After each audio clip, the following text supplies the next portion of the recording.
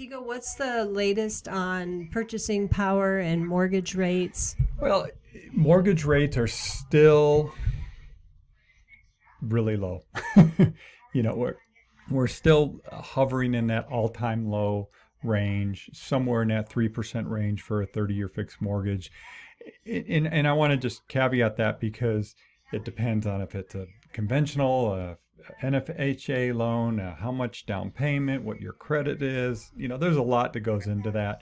But it's in that 3% range. And just to put this in some sort of perspective, right? If you're buying a house today and that home is $300,000, okay, and you're getting that 3% mortgage, and the estimate is that you're going to be paying about $1,265 a month for the house, for that mortgage, and that's just calculating with a down payment and stuff, right? You're going to be $1,265 a month. Can you believe $300,000 you can have a payment? Right. Yeah. Right. Okay, but if the interest rates go up to like 3 3/4 or 4, what would that same house cost? Well, this is to put this in perspective. If you were to buy that, if you were trying to keep that same payment of $1,265, now you're going to be closer to a $270,000 house to get the same payment at a 4% mortgage rate. So that interest rate has huge influence on how much you can buy or how much you cannot buy, if you're looking at it from a monthly payment standpoint. Right. And so that's why, today, again, in this 3% world that we're living in,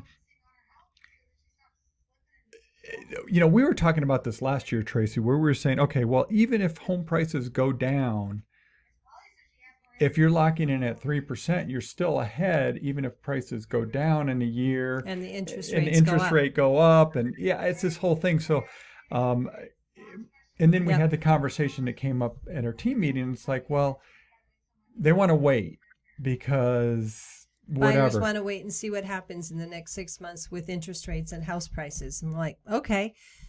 And that's fine. That's fine. Yeah, no, I mean, I think sometimes people think we're just sitting here saying everybody's got to buy a home. Well, I do believe that because I think home ownership is probably it is the number one way for people on the lower economic scales to move up in economic scales is home ownership. Home ownership versus renting is definitely affordable housing.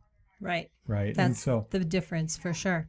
I don't know where I was going, but I got a little off track there because I'm so passionate about that whole idea, right? Yeah. That home ownership is a big deal. And I know what it was, Tracy, is, if you're ready to buy, then, And if you find the right one, so you can say, I'm going to wait 6 months, but if the right house becomes available and you're able to see it and make an offer and get it, then go for it, right? Right. And if you're not ready, that's fine too, and if you don't know where you're going to be living a year from now, and maybe Albuquerque isn't where you're going to be, that's fine too. Of course, it would be a great rental house if you decide you need to leave. But, the whole thing is don't let the fear hold you back. Yeah.